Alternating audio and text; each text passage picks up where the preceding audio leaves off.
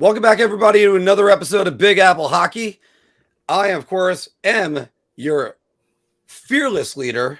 And I did it again because I can't get that. Sleepless leader, too.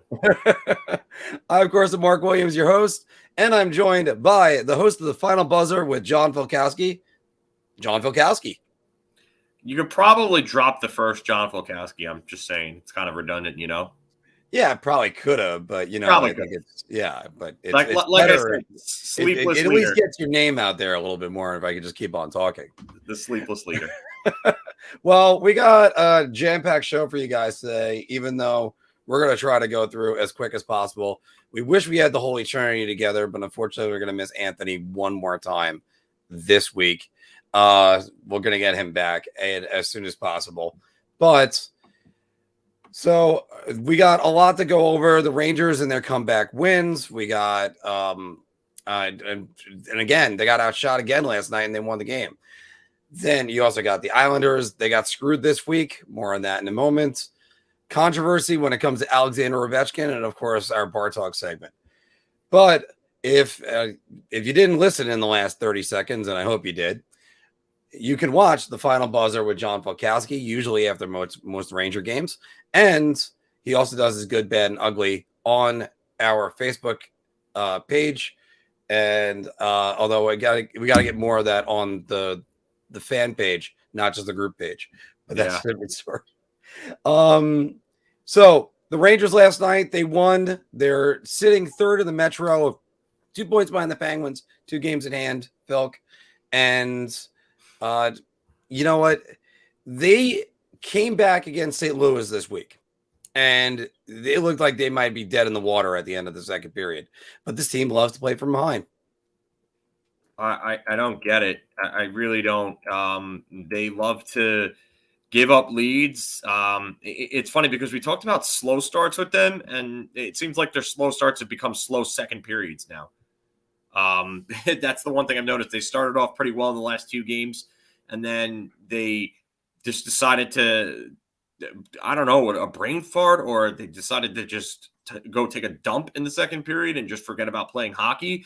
But I don't know what it is with these guys, but the slow second periods have been a big concern. They've been playing bad second period hockey after being a great second period team all year. And to answer that question that you just put up there, no, I don't think that's sustainable in the playoffs. I don't. I also don't think that you can have 4 fringe NHLers in your lineup in the playoffs. And I think that's a big part of it. I think that this team needs to go make a trade. I think that they need to go get someone like Phil Kessel. Is Ricard Raquel an option? But they need to go make some upgrades, some big upgrades, because they're going to get trounced by whatever team they face if they continue to play like this. I got to say, by the way, Ricard Raquel should just change his name to Trade Deadline, because every single year it seems like he's getting traded at the trade deadline. Wasn't he supposed to go to Toronto last year? I don't know. It's just one of those things you constantly keep hearing. But going to this, it's almost, I almost want to say yes. They don't mind playing from behind. They're comfortable trailing in the third period, and they're going to try to keep the games at least close, so that way they can win them. Igor is going to do that as well. It's just, is it something I would actually clarify and say, yeah, this is a winning strategy? Hell no. No, you want the lead. You want to stifle the opposition, and you just want to move on and get the win. Look what the Islanders did. The Islanders always had the lead and then suffocated teams. When they got a 2-goal lead, the game was over. That was the last 2 years. Game was over. And ideally, that's what the Rangers are going to be. But instead, what they tend to do is they either do one of 2 things. They get the lead, and then Shesterkin just stifles everybody. Or they're trailing by a goal, tie the game, and then win it in either – it's in regulation. Actually, they do it a lot. So, I mean, I don't – I would recommend this strategy, but it's what they're doing. It's great. Yeah. I can tell you right now, if Igor was not the way that he played last night if he played like he did in the second period against St. Louis for most of the night against New Jersey, they would have lost that game. They would have lost that game because Jersey was all over them. Jersey was the better team. They deserved to win that game. They absolutely deserved it. The top 4 defenders have just been atrocious of late in their own zone. I mean, Adam Fox, I know he had 3 points against St. Louis. Yeah, and they were primary assists, but you've got to be better in your own zone because that second pairing defensively has not been good enough all season. They've had stretches where they've played well, and then for most of the year, they've been spotty at best defensively. So if that top pairing is not good enough defensively, this defense is just really, really bad. And Ryan Strome needs to stop taking dumb penalties, missing open nets. Oh my God. Oh my God. There was a comment that I put in when I was able to do that because I was at work last night. And the comment that I had for you was Ryan Strome in the Capitals game 2 weeks ago took not one, but 2 penalties before the end of a period. Yeah, How the hell do you do that? And they were both within like the last 5 seconds of the period. And they were both dumb, boneheaded, unnecessarily penalties. The second one was a turnover that he made, and he ended up having to take a penalty to prevent a scoring chance when all he had to do was just dump the puck out and the period would have ended. Yeah, it's how do you do that? I don't know how he does that. And it's one of those things with him that when you talk about re-signing Ryan Strome, that's what I think about. I think bad offensive zone penalties. That's what I always think about. I don't care if he plays well with Panarin. And then talking about the guys who that are going to be that they still have to develop. Kakko, Lafreniere, because we're going to be talking about this next year if they just re-sign him. But it's just, I mean, you look at some of these things, and you know what? They're still winning. They're still winning. They're having all these problems. They're still winning. So I don't want to crush them, but they will come back to bite you eventually. Just ask the New York Mets. They were in first place in August, first week of August, didn't make the playoffs. And yeah, that's unacceptable. So they got to fix those problems. But again, like I've said to some people this week, they're like, oh my goodness, I can't stand watching player X. Let's say it's Filipino. And I just said, there's 3 more weeks of them. That's it. Yeah. Shifley. Yeah.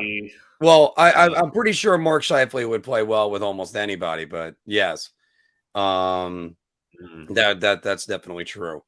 But I mean, you know what? I'm going to go back to two graphics that are on there that I had. The Rangers 18 come from behind wins. Now, they're tied with the Blue Jackets, who are always from behind. But that's a great statistic.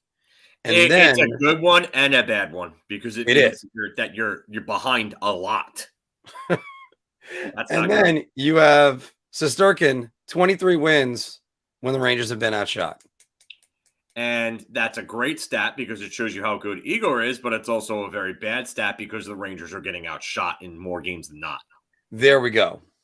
So it's one of those things that I shake my head about, but you know what? They're still winning, and their Turks got them with a fighting spirit, and God, that's just a good thing. Well, I think that was one of the things I said last night. I mean, all the boys went out and they went after Subban, and they were sticking up for Sammy, and I loved seeing that. Again, I'll say this again. This doesn't happen under David Quinn last year. It just doesn't. No. Oh, and let me go into further detail on that. On David Quinn, they fall behind unrealistically far and then try to come back. Like, for instance, the Capitals game, the one when David Quinn got back to the bench and they went down 5-0 and lost 5-4. Yeah. I mean, it's funny because I always said this, and I'll say it again. It's that when Quinn came back last year from the COVID thing, and those first 4 games showed me that he had absolutely lost the locker room. The 2 games against Washington and 2 games against Buffalo, and I knew that they tuned him out then. So I knew he was gone after that. But which, by the way, the trivia question last night was, I was able to see this. I never saw the answer. But what 2 active players have 2 6-point games? And obviously that was Mika Zibanejad, who had 2 when Quinn was out of the lineup or Quinn was behind the bench. I know Sam Gagne has an 8-point game, 9-point game. Yeah, yeah, but I don't know who the other one is. Yeah, I forgot who the other one is. I'm trying to think about it, and it was versus the Devils, so I'm thinking it's a Devil, but I guess maybe Thomas Tatar. I don't know, but we'll figure that one out more. But what do you guys think about the Rangers, the comeback style? Is it sustainable, and can they actually keep this going for the rest of the year? You know what? So far, again, they're doing it, but it's not recommended. All right. Throw it down in the comments below. And of course, don't forget to like, share, and subscribe. And because again, we could really use the likes and the shares and the subscribers. Phil, we're going to go to the Islanders for a minute. And we wish we had Anthony with us right now because my goodness, there's a couple of good things to talk about with them. But first things first, let's look at a clip from this week. So, first things first, is that a goal in your mind? I don't think so. And let me just bring up the image of that for the audience right now. That's it right there. Now I'm going to be going back to that in a moment. No. However, show me the next frame. Exactly. There seems to be a frame missing. Like if I go back to that video, there's like a frame missing. Show me the next the next frame right after that. But again, the stick hasn't touched the puck yet, and there's to me, I'm going to go back to it again. There's a sliver of white right there on top of the puck. If that's the case, then by the way, Phil, it's called a goal on the ice. Did the NHL fail the Islanders here? Inconclusive. I mean, it's to me. If you go back to that picture, it looks like the line is chopped up a little bit. Mm-hmm. Yeah. See how the line is right there? Like you could sort of see white, but that line doesn't look like it's straight. It looks like it's chopped up. Well, I'm going to say that's because it's ice, because it's there could be a little bit of snow on that. There could be snow on that, but also you take that angle compared to the other angle, and that's the furthest part of the puck still looks like it's over the red line. So I can't call that a goal. Okay. I mean, but then again, it's a goal. It was ruled a goal on the ice. So do you think there was enough evidence to rule it's not a goal? That's where things get dicey. That's where they really screwed them. I mean, if you want to argue that, sure, yeah, I get that at that point, but I don't think it was actually a goal. I think they got the call right.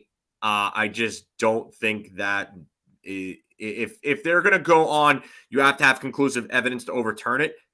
There's no conclusive evidence either way.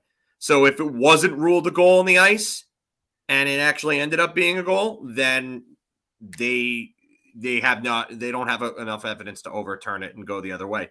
I really don't think that they would have had anything that would have said definitively that this is a goal. This is why they need sensors in the pucks. Yeah, I've been for that for a while.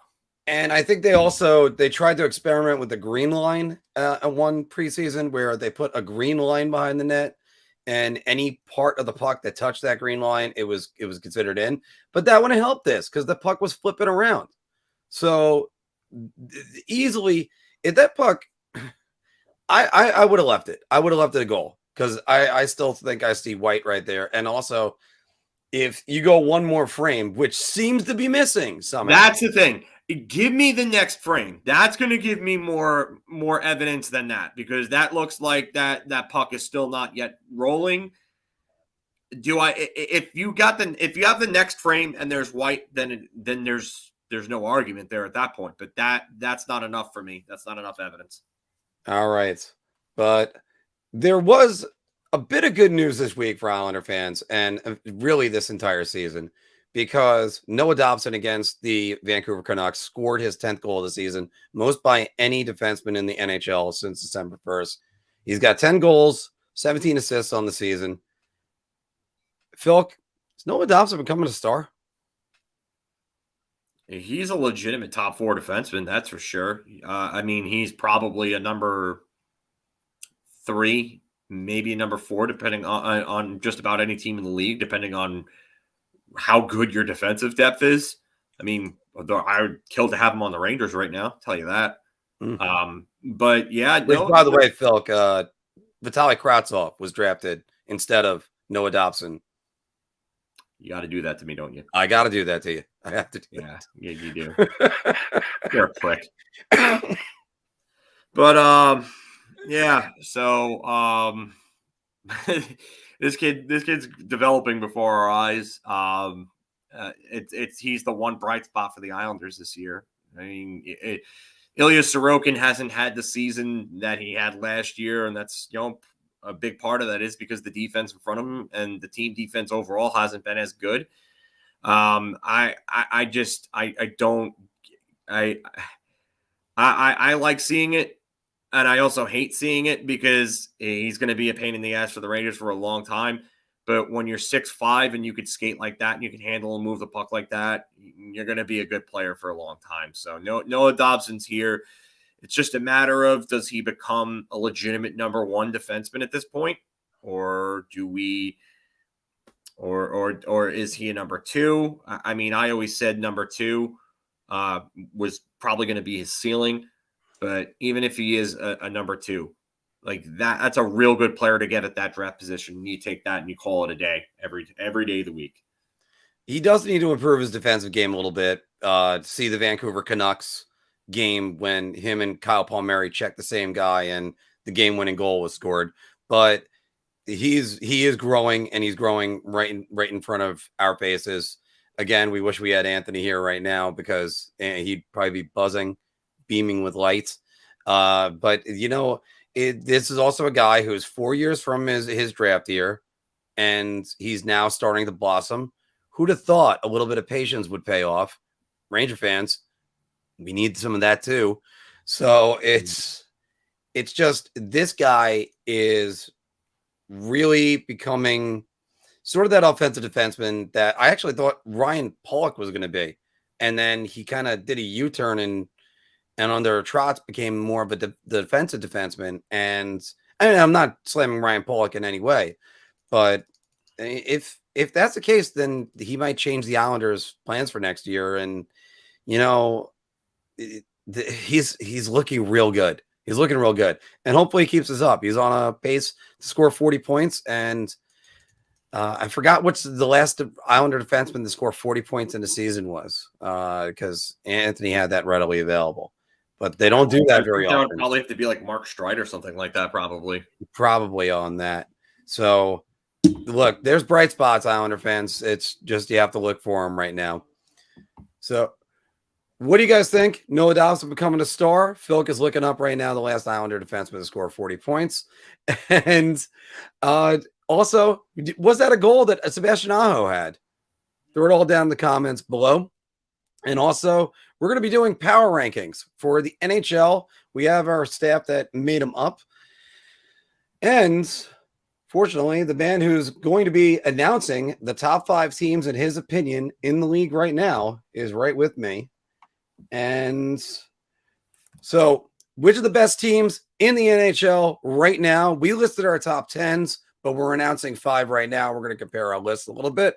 And we're going to start with John Fulkowski announcing. Oh, I didn't get the banner up right there. There we go. So there's the NHL Power Rankings banner. And John, what is your number 5 team in the league? Well, for number 5, I went with Carolina. Carolina, they're at the top of the division, yeah, but they've played some up and down hockey as of late. I mean, they lost a game to the Devils where they got shellacked, which was kind of weird. They've played some up and down hockey, but they're still one of the best teams in the league. I don't think that they're I don't think they're going to suffer too much without Tony DeAngelo in the lineup, but they're still right near the top. And then at number 4, I went with Pittsburgh. I just think that they're just playing too well right now. They keep winning games. They're just like a buzzsaw. It's kind of reminding me of Mark's prediction last year about how he said Pittsburgh was going to end up winning the division. They end up doing so. Malkin's back. Crosby is still Sidney Crosby. Brian Rust is a pain in the ass. Jake Gensel can score goals. Dumoulin, Letang are still Dumoulin and Letang. Tristan Rodriguez cooled off, but he's still good. Rodriguez cooled off, but he's still a decent player. Jari is not trying to catch pucks on his opposite side, which is interesting. But, Pittsburgh's a buzzsaw. Number 3, I went with Tampa Bay. Tampa Bay looks like they're finding their swagger. Steven Stamkos is just having one hell of a year. Braden Point's starting to heat up. Nikita Kucherov is back. They look like they're finding their stride. If they make a deadline move to get a little more depth at forward in their bottom 6, they could be a favorite to repeat or a three-peat, if you will. That would be interesting. So at number 2, I have the Florida Panthers. Florida Panthers are just they're arguably the most complete team in the NHL. Mackenzie Weegar's starting to get a lot more recognition for his great defensive play. If you look at the WAR stats, wins above replacement, Mackenzie Weegar, I believe, is number 1 or number 2 in that regard. He's just incredible. He's having a great year. And I think that Florida, just up and down, is probably the most complete team in the NHL. Aaron Ekblad is having a season that should get him some real Norris consideration. Sergei Bobrovsky is back. He's having a much better year than last year. And then obviously you have Justin Huberdeau. Yeah. You had to do that to me before I had to do that to you. So yeah, Justin Huberdeau, as Mark calls him. One slip of the tongue, and it's going to be forever remembered. Okay, so then don't bring up Vitaly Kravtsov when we're talking about Noah Dobson, then, you prick. Fine, I'll only talk about Hugh Jessamine. Oh, okay, even better. So I'll just make sure to call him Justin Huberdeau every time then, and make sure that I know that it was you that I got it from. And by the way, we have a poll right now on what you're listing as the best team in the NHL, which, by the way, Phil, who is the best team in the NHL right now? Well, I went with the Colorado Avalanche because I just think that they're buzzing right now. Word on the street is that they're looking to make a big addition come the deadline. We know that they've been linked to Claude Giroux, but there's another name that came up last night. Really? Who? Mm-hmm. Patrick Kane. Interesting. Yeah, Colorado. Our friend of the show, Dave Pagnotta, was on NHL Network yesterday and said that Colorado had called up Chicago and inquired about the services of Patrick Kane and basically placed a phone call saying, hey, we don't know if you're at this stage yet, but if you're looking to move Patrick Kane, what would you want? We're interested. So, that would be a earth-shattering trade right there if that ended up happening. So Colorado looking to go all in this year, and they're already at the top of the league. I think if they were to get a guy like Kane or Giroux, that really puts them over the top, and that would make them the favorite in my book. Although I do question their goaltending, and I would like to see one add on defense. So I gotta tell you, out of all the teams on this list, only Tampa Bay is the one that I say I like that goaltending. And I understand Tristan Jarry's had a comeback type of year. I understand Freddie Anderson's getting more defensive support that he has in a while. Darcy Kemper, he's been healthy. And Bobrovsky has 2 Vezinas. I only like Tampa Bay's goaltending. That's it. Vasilevsky has been considered the best in the world for years. See the best at this very moment? Nope. The guy wearing this jersey is the best in the league at the moment. But... And a team that I put in my top 5 has a guy who's playing really well right now. How is that beeping when I turned off all the alerts? But there's also a guy, Jacob Markstrom, who's doing really well right now. So I mean, there's a couple other guys, but when it comes playoffs, you got to go through Vasilevsky. You if you can take a shot at the king, don't miss. is the way that it's always said. Just going to check one thing. I want to see how that poll is progressing at the moment. And then I'm going to announce the rest of our lists on all of us. Nope. No sounds, no echoes. So far, we got 50% of people coming in as the Colorado Avalanche. There are people that believe the Canes at 19% and the Panthers with Justin at 19%. But also 12% say a team that's not listed. So how about that? Okay, so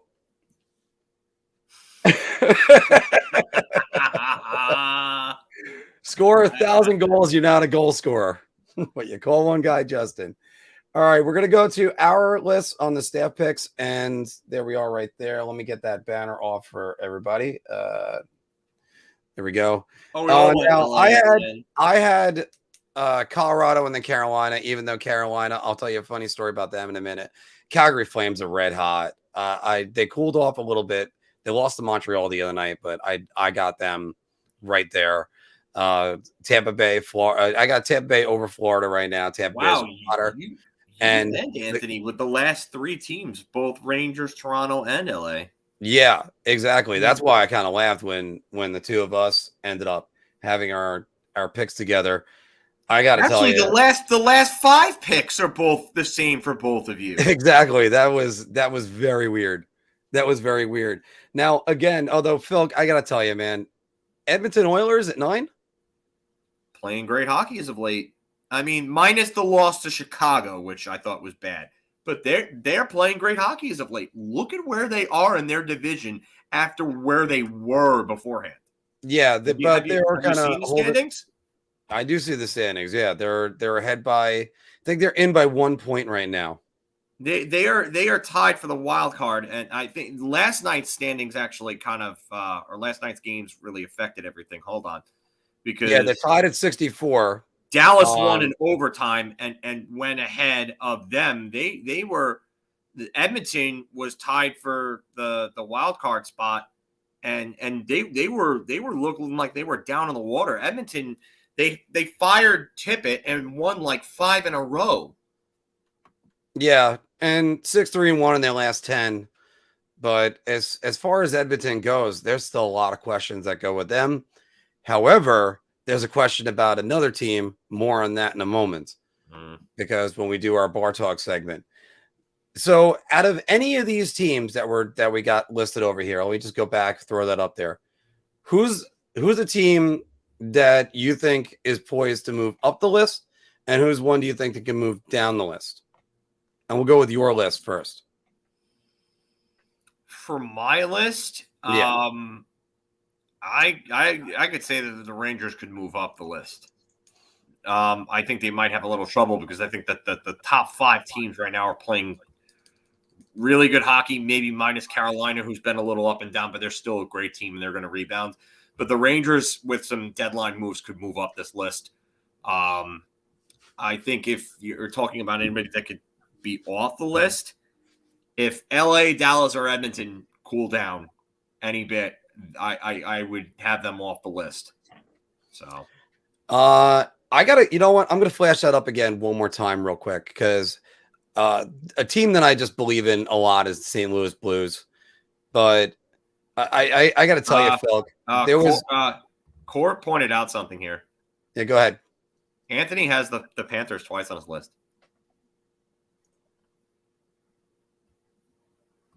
Motherfucker, that's my mistake. Oh my god. Oh my god. Oh boy. Oh boy, oh boy, oh boy. Hold on. Oh man, Mark needs the second Panthers is the Calgary Flames. Calgary Flames, yes. I'm just looking at his list right now, actually. Yeah. Yeah. All right. Well, Justin. So Justin strikes again. Justin strikes again. This is what happens when you're operating on zero sleep, everybody. But it's so any event. You know, I gotta tell you, and I gotta tell this one to you. Actually, you know what? I'll wait to tell you the story and the bar talk. But by the way, so I was watching the Detroit Carolina game at the bar the other night, and John, all things Islanders, who had he had a parlay going, and the only thing he needed to do was needed Carolina to win. It's all he needed.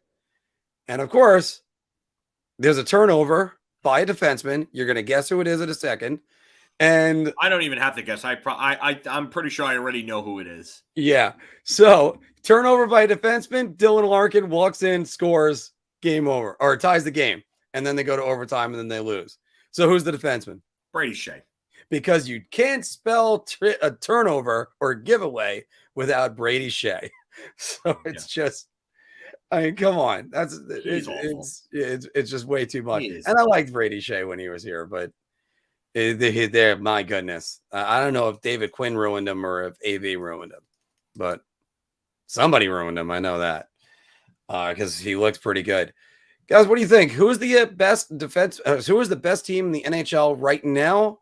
And also, do you agree with our rankings, or do you think Florida's so good they should be on there twice?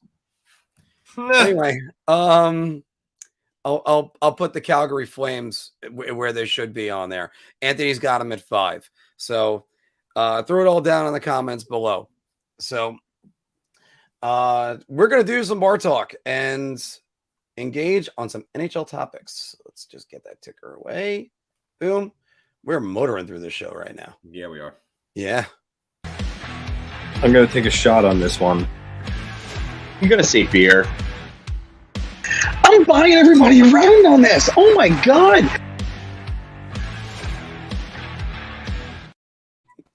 Hey, everybody. Welcome back to Big Apple Hockey Bar Talk, where we gauge our topic on gauge our confidence on NHL topics based on our choice of drink.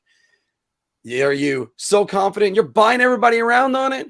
Yeah, so you just want a beer, or I'll take a shot because you need a shot. So we're going to start with this one. By the way, once again, watch the Final Buzzer with John Falkowski after most Ranger games or the night after. But the Rangers don't need JT Miller. I'm going to say beer. They could use him.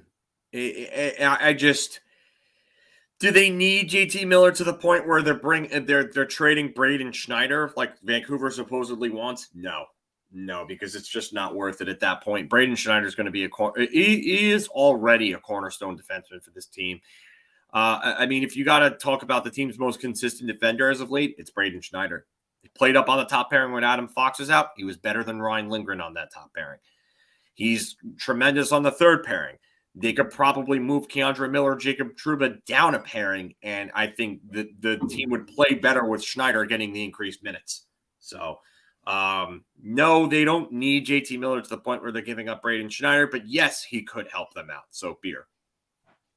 I'm going to go shot because they need third line help. That third line is invisible. And you're talking, and by the way, there's an argument that I used to say about the identity line for the Islanders when they used to call it the best fourth line in hockey. And at the time, they played almost more than the third line. Then your fourth line is really your third line. That's where the Rangers are right now. Because the line of Gaudreau, Reeves, and whoever the hell they put on the third spot, they play more and better than the Hedl, what was it last night? Gauthier and McKegg, was it? I don't even know because it's always changing.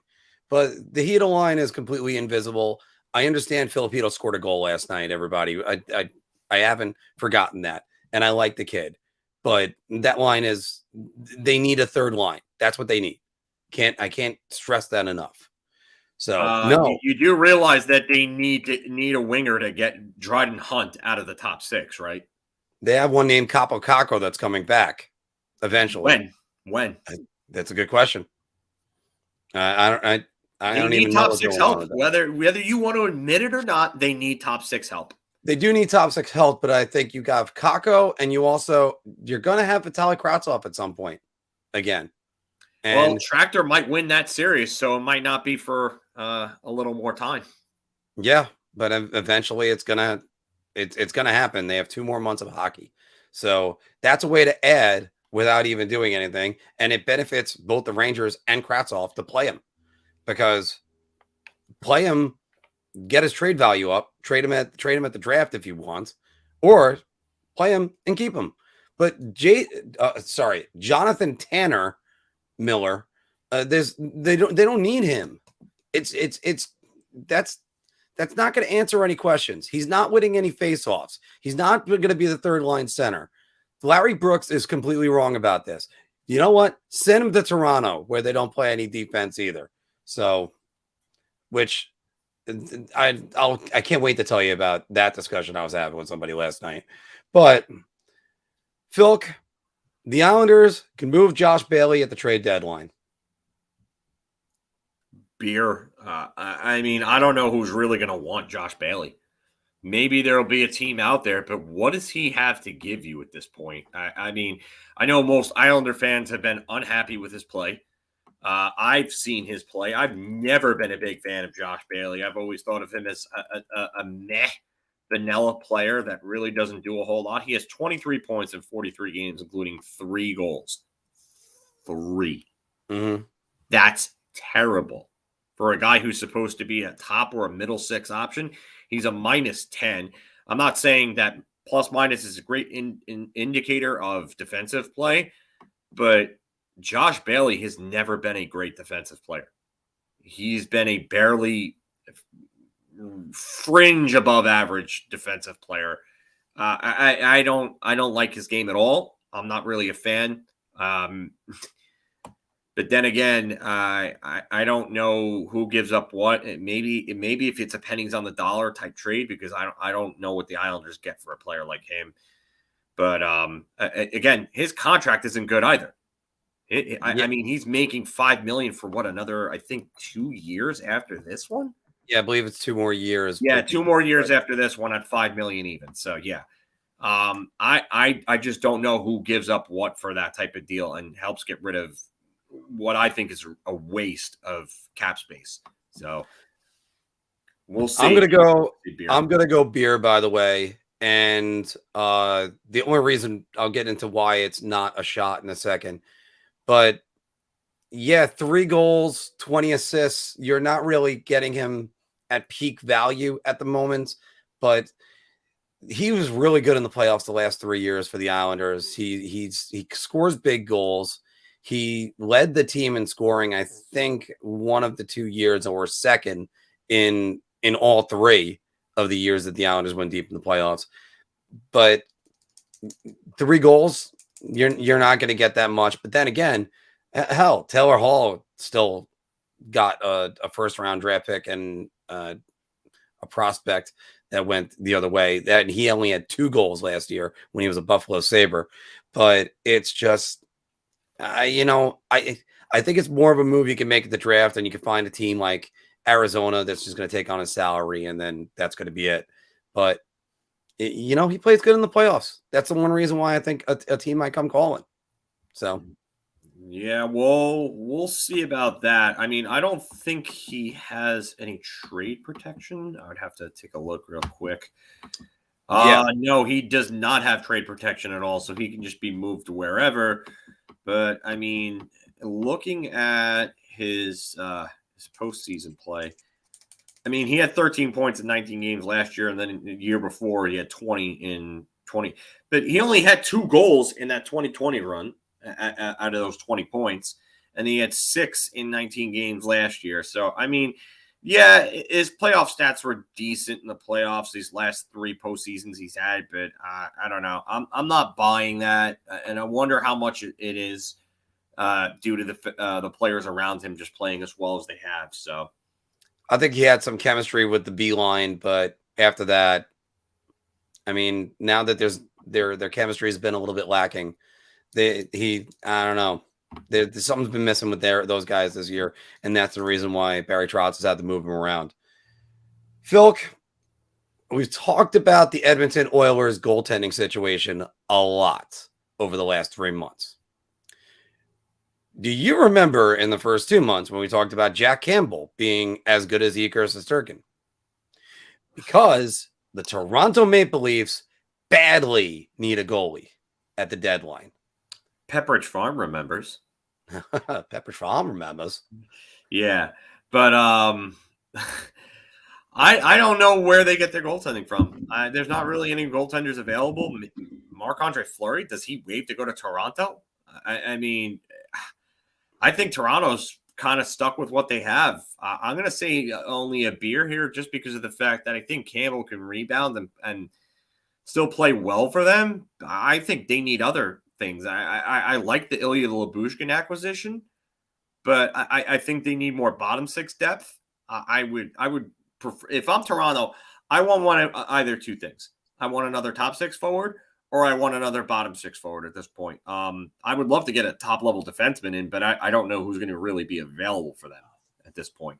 So, do you want to see some numbers that can scare you for a second? Now, let me get into this because on Twitter last night or before I went to work, somebody put up a Venn diagram. Then it had in the middle, good offense, good goalie. And it had Campbell listed as a good goalie. No. What? Yeah. First off, by the way, before I even get too far into my answer, I'm buying everybody around on this. Holy shit, they need a goalie. Because, are you ready for this, Philk? These are Campbell's numbers since December. Yeah. Dear his God. goals against has ballooned to 255, which is just bad because of those numbers. And then, hold on, I did the stat package for Peter Mrazek. Yeah. No, and those are worse. The only person who's got a goals against that even compares to Peter Mrazek is Jordan Binnington. But we're gonna go back to Campbell. This is since December. I know the 20 wins are right there. That doesn't matter. They need a goalie. You're not winning with Jack Campbell. It's not happening. Here's the thing. If you look at Jack Campbell's career numbers, this is the most games he's played in a season. Ever. Bingo. Yeah, I mean, he only played 22 games last year, and he was solid for them last year. The year before, he only played 26 games between LA and Toronto. And then the year before that for LA in 2019, he played 31 games. So, I mean, this is probably him hitting a wall. But yeah, I don't like I think if he gets some rest, he could end up rebounding. They're going to have to play Mrazek a bit down the stretch, but that's worrisome because Peter Mrazek has just been horrible for them. I think he's got a 900 save percentage. I think if you go out and you get a legitimate top four defenseman for Toronto, I think you can help solve a lot of the problems by helping alleviate their play defensively. If they went out and got a package of like Lehkonen and Sherratt, Toronto, I think that could do wonders for them because even though Sherratt, I don't think of him as a legitimate top four defenseman, I think he's a guy that could play in there in a pinch. And Lehkonen could help in their bottom six, and it would help improve their overall defensive play, which would allow them to put Peter Mrazek in net more and rest Jack Campbell a little more going down the stretch. Because Toronto, I mean, in the standings right now, they should be more than good enough to keep a playoff spot, even though Boston's only 4 points behind them. But they've got a game in hand on Boston, and I'm not convinced that Boston's all that great of a team. So. Yeah, Boston is turning it on. They could have made my top 10. I decided to keep them out for the LA Kings when we did the power rankings. But this Toronto, oh my goodness. That game against Detroit where they had defense optional, a 10-7 game. Well, that'll do it. That'll help balloon your numbers up big time. Yeah, but that's still, it points to both the goal that when you give up 10 or sorry, when you give up 7, I mean, yeah, that's bad. Yeah, that points to bad defense and bad goaltending. Yeah, there's no way to go. Some of them weren't the goalie's fault. They just one of the goals I'm referring to is, did you see the one that Campbell gave the puck away behind the net? And you get the people that go, oh, that really wasn't the goalie's fault. He gave it away to somebody right away, throw it in front and wide open net. You know, you're a goalie, you're supposed to stay in the net. I heard that rumor one time. So big if true. But again, the Toronto Maple Leafs badly need a goalie. And I always say when you're talking about the games played thing, I always call it the Yaroslav Halak bridge because he broke down at 60 games and throughout his career. And then he played with the Islanders. And remember the year, the 2015, the Islanders were fantastic. He broke down at the end because he wasn't accustomed to playing that many games. So, and he was also in a tandem for a while with both Carey Price and then it was Brian Elliott right after that. So, all right. Philk, number 61 goes up in the rafters tonight in Columbus. Rick Nash is a Hall of Famer. Shot. And I hate to say shot because I do like Rick Nash, but the numbers aren't good enough. They're not good enough. He's not even close to a point per game player in his career.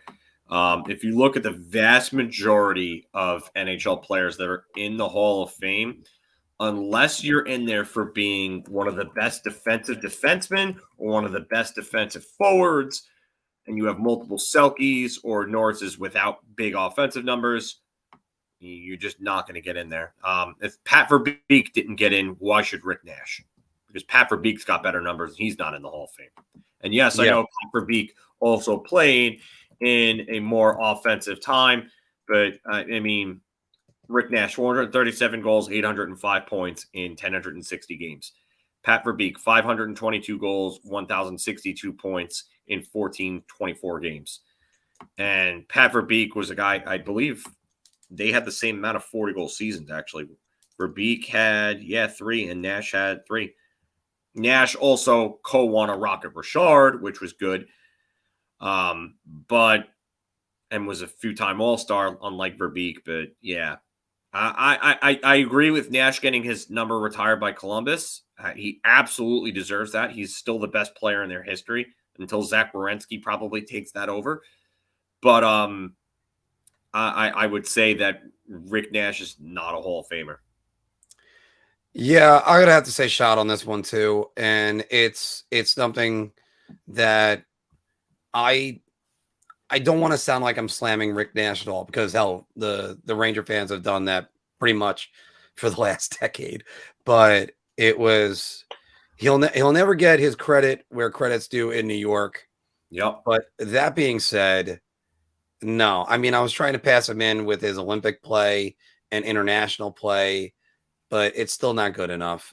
He's not a name that rolls off the tongue when you're talking about how great of a Hall of Famer that he's going to be. No, he's just not. He's the best player in the history. And again, I'm happy for him to get this honor with Columbus, but no, it's no, it's just not. So we're going to move on from there. Here's a conundrum. Speaking about trade deadlines and possible players moving, Nashville should trade Philip Forsberg. Yeah, because I don't see how he fits there going forward. I'm gonna buy a round on this. They should try to do everything that they can to get the best possible package for Philip Forsberg. You look at that team and you got to strike while the iron's hot. I mean, he's going to command a significant raise to, I would say, probably at least $9 million over what he's making right now. I mean, he's having a big year. This could be a career year or not really an outlier year, but a career year for him. But yeah, he's an incredible talent. He's going to make bank when he hits the free agent market because he's definitely not going to re-sign with them.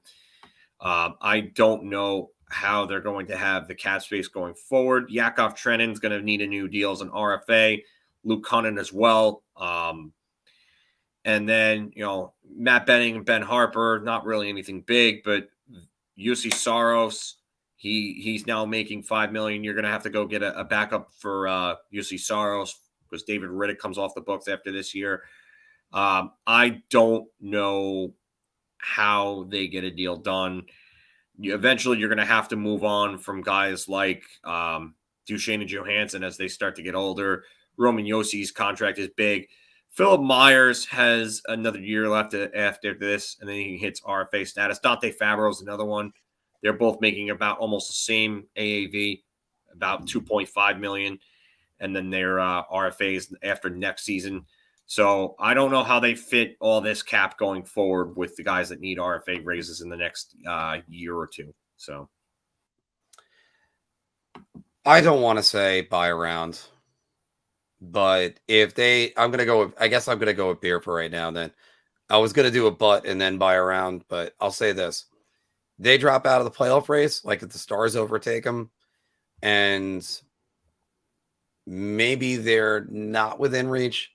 You got to sit down with him. You got to hammer this out. You got to figure out what his intentions are. Will he resign? Because I know he wants to stay. He wants to stay in Nashville, but I just Bennett. He's going to be the number one free agent on the market, maybe the number two. And I'm not sure if he wants to stay. I haven't heard anything about. I mean, all right. Remember Ilya Kovalchuk and how he said he wanted to stay? Mm-hmm.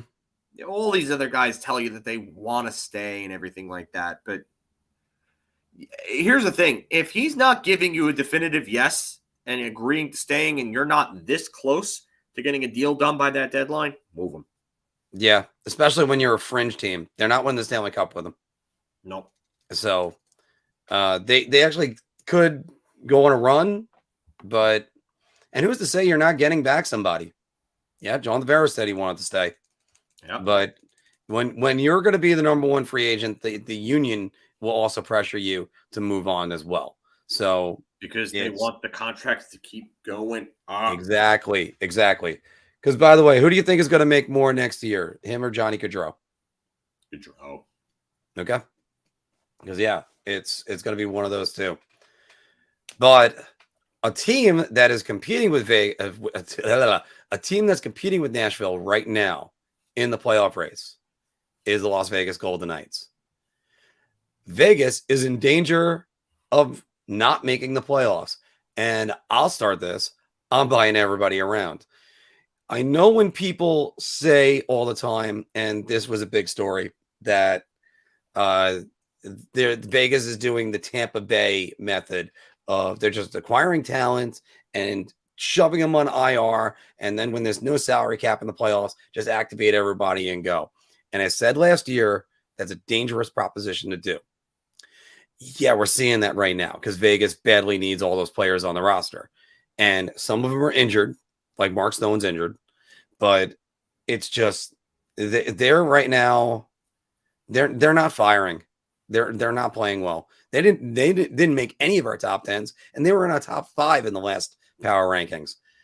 And it should scare them, but I don't think they're going to make it, or they're in danger, I should say.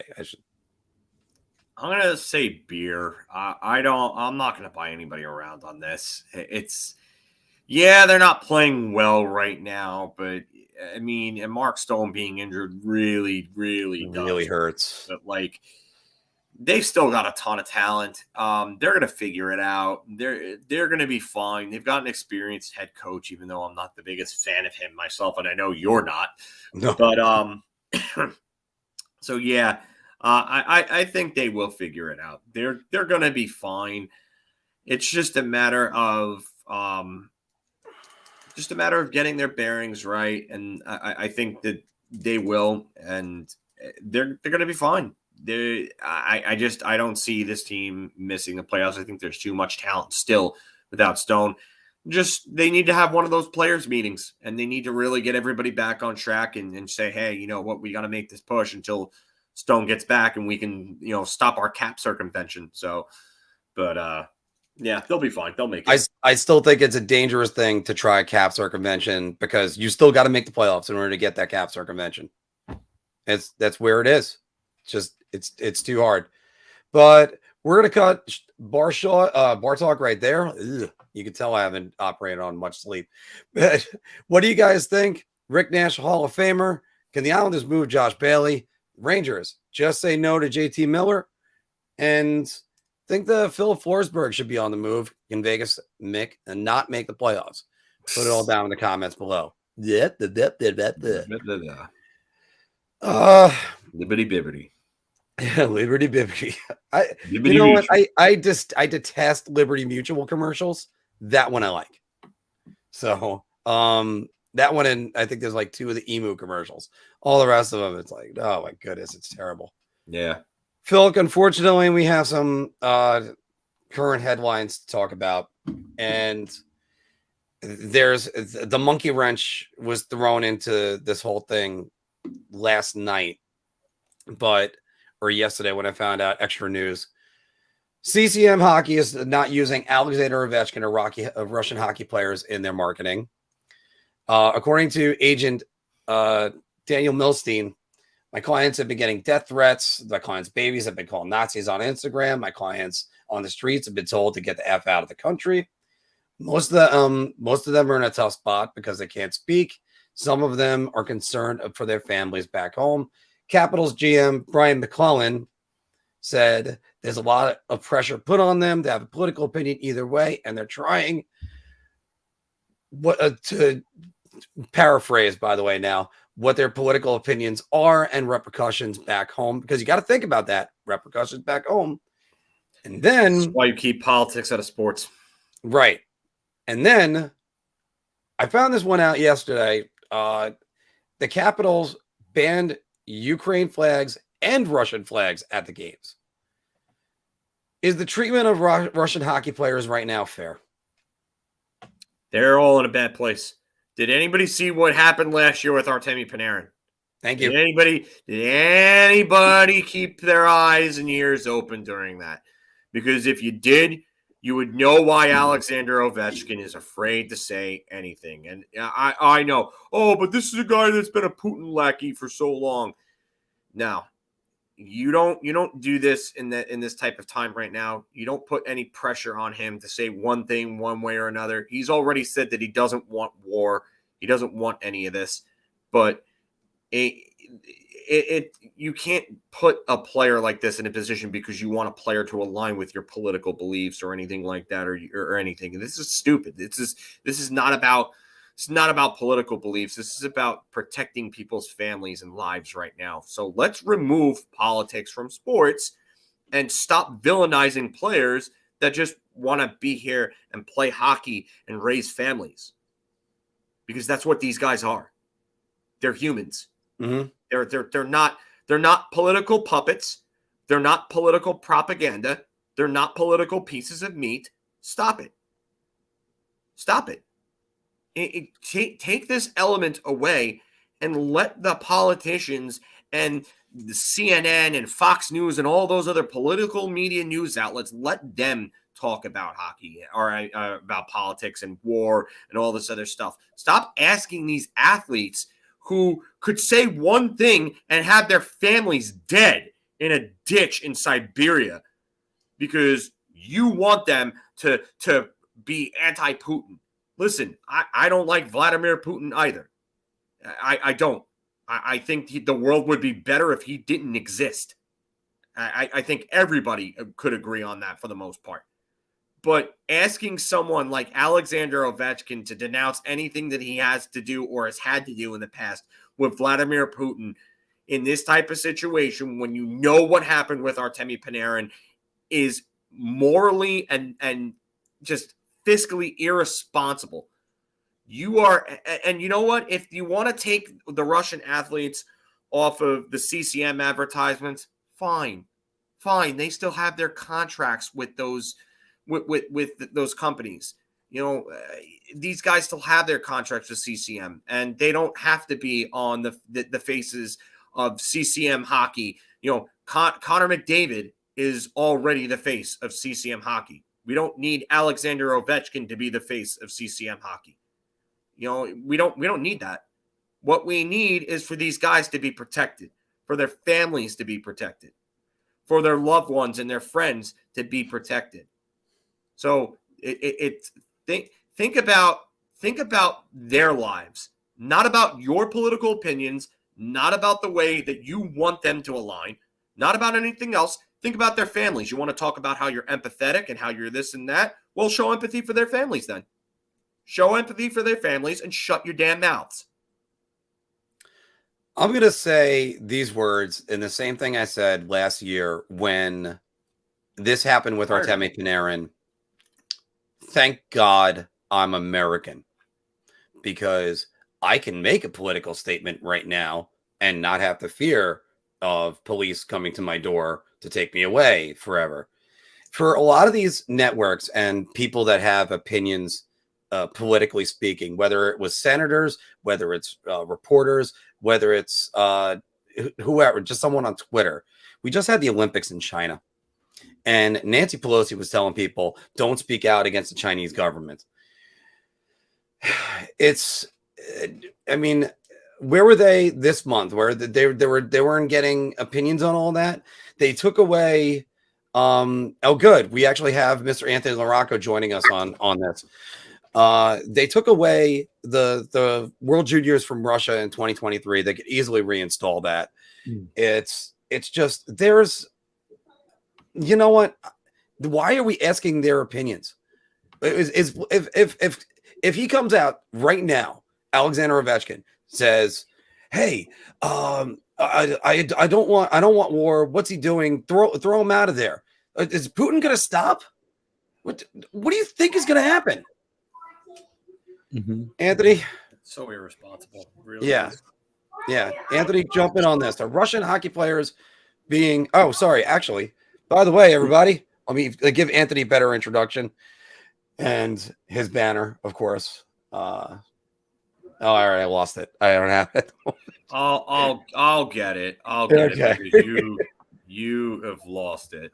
I'm losing my mind today. Yeah. And there we go. Anthony, so is the treatment of Russian hockey players fair right now? No, I don't think so. We can't, just because they're Russian, we can't associate them with what's going on right now in this world. A lot of them, Ovechkin spoke out about it. Sure, he supported Putin in the past, but he said all the right things last week. I don't think, for instance, CCM not using him as a kind of like a poster boy anymore. I don't really think that's particularly right. Like Phil could said in our text, is basically just cancel culture. And I don't know. I just can't get around them being treated like this. I know Dan Milstein said that a lot of his Russian clients had to get extra security around them because they were getting threats and stuff, and that's just not right. People are idiots threatening them. Not just because they're Russian doesn't mean they like what's going on. So I don't think they're being treated fairly right now. But unfortunately, due to the climate of the world right now, I guess it's par for the course, but it doesn't mean that it's right. No, and it's just like when 9/11 happened and all the Middle Eastern people that lived in this country were being, they had racist things shouted at them. They were accused of being terrorists and spies and everything. Japanese during World War II. Yeah, and internment camps. And that's another thing too. Yeah, we could go even further back. Nationalistic attitudes are what's killing us right now. And this comment from Brody kind of says it all. They're just here to play hockey. How you put these guys in a damned if you do, damned if you don't situation, and I just don't get it. And you know what? And Rican brings up Rick Westhead here. For all that Rick did with the Kyle Beach and the Blackhawks situation and everything like that, and that whole scandal, Rick kind of drilling Alexander Ovechkin with this type of deal was just stupid because did you not see what happened with Artemi Panarin again last year? Why would you put somebody in that type of position? Why? Why would you do that? We've already had an example of how this works. And any Ranger fans that want to crucify Ovechkin, all I have to tell you to do is go back and look at what happened last year with Panarin. Free Navalny, right? That was cool, right? Yeah, great. Artemi Panarin, look, he's anti-Putin. That's great, right? That's why he had to take 2 weeks off to worry about the safety of his family. There are consequences to these things. Stop being so damn selfish. And again, don't put your Western ideals over where other cultures are different and other countries are different. I mean, there's many instances I can cite about this where athletes almost have to remain silent because their lives are in danger if they speak up. So it's just no, don't do this. I don't know whether or not Igor Shesterkin is for or against Vladimir Putin. I have no idea. And I don't need to ask him. Because do you think anybody wants war? You think everybody's just going, hey, let's just have war? I'm losing my train of thought. So no, it's just I don't think it's fair to be treating, and I think it's actually xenophobic to be treating the players like this, because they've already spoken out. You've had one of the Russian they've said no more war. That's like their politically correct way of saying this, but it's Alexander Ovechkin has even said that, but yet selfish people out there with their own political agendas want him to go and totally denounce Putin. Like selfish, because you're putting somebody and his family in a terrible position because of your displeasure and your distaste with Vladimir Putin. Again, the world would be a better place without him. It would be a hell of a lot better of a place. And Alexander Ovechkin lost his popularity in the last month? No. Still the same guy, still everything. So just enough is enough with this crap. Keep them out of it. Let them play and let them worry about other things. And you know what? They've got their families to worry about. They don't need some virtue signaling assholes online sitting here. Oh, they should be coming out and denouncing him. No, they have their families to worry about, not your ideals and not your standards. Okay, so get over yourself. Anthony, last word. I mean, you guys pretty much said it all. The only thing I kind of didn't raise my eyebrow was I saw the Capitals said that they're not allowing any Ukrainian flags in the building, or Russian flags. Yeah, or Russian flags. But I mean, other teams like the Winnipeg Jets were singing the Ukrainian national anthem in the game, and everyone should be supporting them right now, and not allowing Ukrainian flags in the building. I think is a little weird, but they're trying to be neutral and trying not to seem one-sided. And I mean, there's clearly there's only one side you really should be on right now, so I don't know why they would want. They're trying to do that. I get it, but it sends a bad message. Yeah, I mean, I guess, but I really don't have anything else to say about it. Agree with it? No, but I understand why they're doing it. Well, I'm shaking my head at this because the last thing I'm doing is going to put these guys in the middle of a situation that could end up costing them their lives when they go back home. And just to look no further than Panarin. That's all you need to do. What do you guys think? Are we being unreasonable, or is the treatment of Russian hockey players being fair right now? Throw it all down in the comments below. Anthony, I'm glad I have you back on because hold on, folks, right? Yeah. I'll just highlight that as the last thing I'm going to say. Yeah. Anthony, one reason why I'm glad to have you back is I have to ask you a very important question. Is this a goal? Yeah. I saw so many of these the day after. I want the next brand. And I don't know. I mean, here's what I'll say about it. So it was called a goal on the ice, and then it was overturned. And you guys know the rule. When something is like really, really, when it's really inconclusive or it's really too close to say, it can't really be overturned. If it was the other way around, it was ruled no goal, then yeah. But the fact that it was ruled a goal and it really, really looks almost impossible to call, to me, that's inconclusive, which means the goal should stand. So, I mean, listen, at the end of the day, it doesn't matter. The Islanders aren't going anywhere. But, I don't know. I think it was – I don't think it should have been overturned. I mean, you can make a case that it was over the line. You can make a case that maybe it wasn't. To me, inconclusive. The goal should have stayed because it was called a goal. But the one thing that I'll say in regard to that is that they didn't say that it was inconclusive. They determined that the puck wasn't over the line. So if they would have came and they would have given you the inconclusive answer, then I would absolutely agree with what you're saying.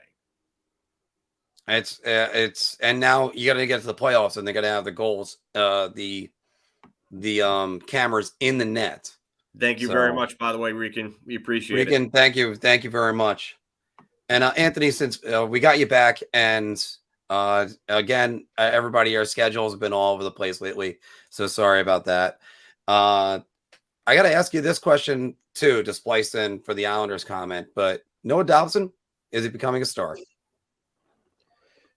I mean, he's certainly blossomed this season, and I said on my Twitter he's been one of the few bright spots of the season. And he's got 10 goals. Mark, I sent you that. Well, you in our group chat that stat. Since December 9th, he has the most goals out of all defensemen in the NHL. They say young defensemen take longer to develop. The Islanders brought him along really slowly. This is his first full 82-game season. Prior years, obviously last year was a shortened season. The year before that, he was sparingly used. So in his first full season, he's really becoming the player that I think a lot of Islander fans thought he'd be when he was drafted. There was a reason why Phil wanted him on the Rangers that year, and I think he has the capability of being an upper echelon defenseman in this league. The fact that the guy's on pace to have 44 points and 16 goals, whatever it is really impressive. So I think that he's coming along really well. And I don't know, depending on what your definition of a star is, I think he could be a 50-point defenseman in this league. And it's a blessing for the Islanders because now you have Ryan Pulock and Noah Dobson as your top 2 D on the right side. And then Scott Mayfield, who's a formidable number 4 as your bottom pairing guy on the right side. That's really good for the Islanders. But Noah Dobson, his confidence that he's playing with, you could just see it in his game. Well, as Phil said before, it's just as Ranger fans, you're sitting back and saying, dear God, we're gonna have to deal with this guy a lot over the next few years. So a bunch of years. So, and Mike, thank you very much. And with that, we're going to start our Q&A and a little bit of hockey talk. Anthony, by the way, you got any bet recommendations? Palmieri just scored. It's his 7th goal in 10 games. The guy's waking up. It's about time. Oh, wow. Actually, I don't even know that they were on right now. No wonder why I keep on looking over your shoulders. 2-0. We're gonna take some of your questions. So, but yeah, Palmieri, it's I doubt he's gonna be Andrew Ladd. We'll say it like that. There's no way he can be, right? No, Ladd, he's broken the tie with Andrew Ladd though. Yeah. No, but it's good to see. If anything, maybe at least he gets some confidence, and next season he kind of starts anew. But it's good to see him start scoring. Yeah. Oh, I still don't understand, Phil, how people think that the Maple Leafs are going anywhere with this goaltending. One of the things I brought up, Anthony, was that the Maple Leafs badly need a goalie. That was in the bar talk, but look at those stats for Jack Campbell the last year. So the last 3 months. In all fairness, those aren't good numbers, but Jack Campbell has been kind of like a revelation for them since he became Looks like their they're guy. Challenging this, Anthony. Yeah, I know. I just saw. Yeah. Campbell was a guy who had a lot of potential when Dallas drafted him. I think they envisioned him. Yep. I think they envisioned him being the next, their goalie of the future, and it just didn't work out. He kind of toiled in the minors for a little bit, didn't, and then Toronto gave him an opportunity. He ran with it, so he's been pretty good for them. The stretch he's on right now isn't good, but I think he's good enough that they could compete. But as I said in the past, I just don't like the makeup of Toronto's team overall. That might get called back. All right, here we go. Then I'm actually looking at this over Anthony's shoulder. So am I. because I think Anthony's ahead No of 9. goal. No As goal. soon as he put up his hands like this, Yeah, you're Anthony. they're You're going about out. like 10. You're about like 5+ seconds ahead of my feed. So I didn't get to see any of the replays really, so I can't really make an opinion on it. Bellows knocks Bennington's stick out of his hand, and there's a little contact. He doesn't allow him to play. It's not like egregious, but it's enough to the point where I think they made the right call. Yeah. Technically, he's like out. He's out of the crease, but he's still interfering with him. I wonder if they'll show it again. Yeah, well, I'm going to take a look on that in general.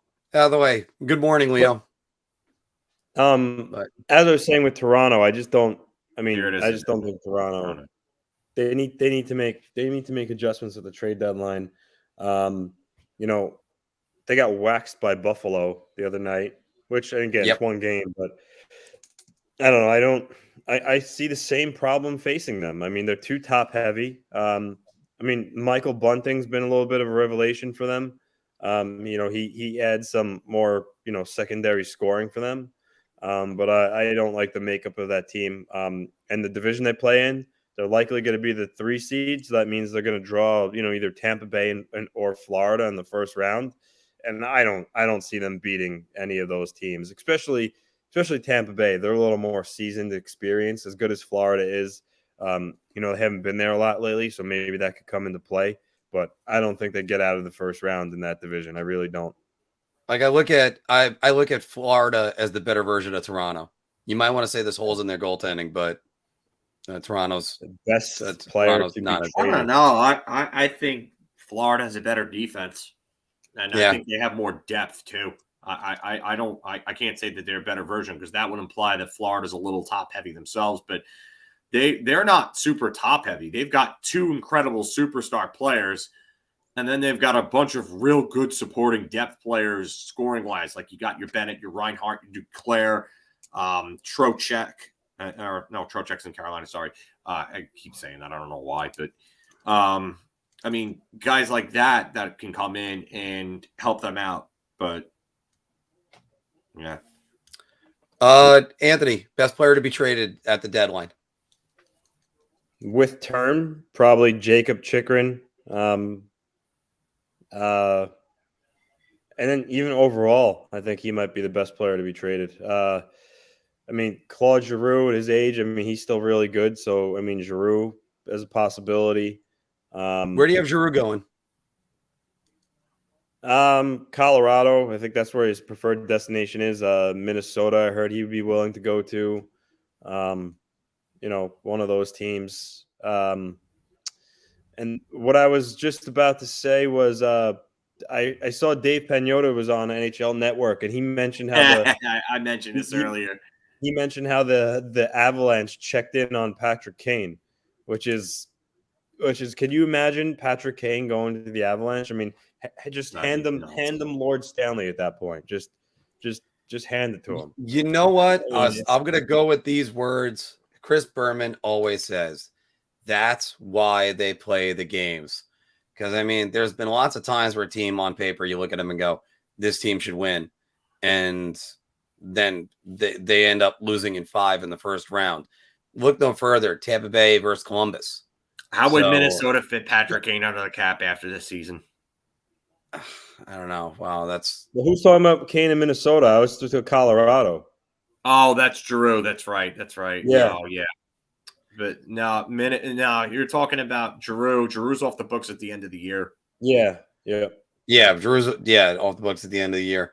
Phil, best player to be traded at the deadline. Mine? Yeah. Philip Forsberg. I think I might have to agree with that because I think if Nashville drops out, then it's going to be Forsberg. Going back to Minnesota quick, I was talking about this, and I briefly mentioned it in our group chat, but we had a game last night in our locker room. We were talking about the MVP, and the more I actually think about it, the more I think Kirill the Thrill should actually should actually win it. Because, again, as I said to you guys, I reiterated in the locker room, my teammates talking about it. All right, Draisaitl has McDavid, vice versa. Huberdeau has Barkov and a cast of really high-scoring Panthers. Kadri has all the superstars on Colorado. Kirill Kaprizov plays with Ryan Hartman, Zuccarello, Kevin Fiala. I mean, these guys are just, average to good players. And Kaprizov has 67 points. Without Kirill Kaprizov, if you take him off the Minnesota Wild are nothing. Kirill Kaprizov is the engine that drives them. And to that same token, which is why I think Shesterkin should be a finalist. I think it should be Kaprizov, Shesterkin, and Ovechkin if you really think about the true definition of MVP. You take those guys off their teams, and it's not – I don't think they're going to be particularly very good. But with Kaprizov in Minnesota, I mean, the guy's excellent skater, passer. He can score. And, again, he's playing with Ryan Hartman, making him a 22-goal scorer. I mean, come on. I mean, I think he's the definition of most valuable player. I really do. I think he's got a case. I agree with you. I think he's got a case. It's just a matter of whether he'll actually be a finalist or not. He probably won't, but, I mean, he really should. So, I mean, all right, think about this.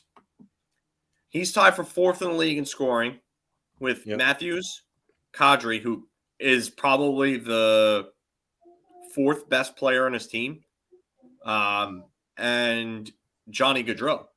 And Johnny Gaudreau, Calgary doesn't have a great roster. No. Johnny Gaudreau deserves some real votes too.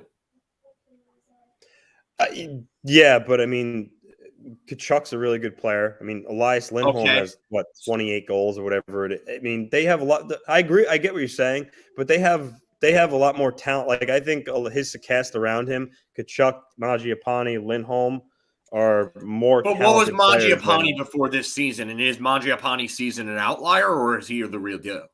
Well, what did he score last year? Didn't he have a pretty good season last year too? I think like 18 goals. Okay. Now, by the way, in almost the same situation with Forsberg, because Gaudreau's set to be a UFA as well. I mean, he's going to break the bank. I mean, I keep saying the Islanders, I think Wadecki's going to want to go big game hunting. Lou Lamoriello doesn't have that profile for big game hunting, but I think they're going to go after Gaudreau. I think he had 18 goals last year. Okay.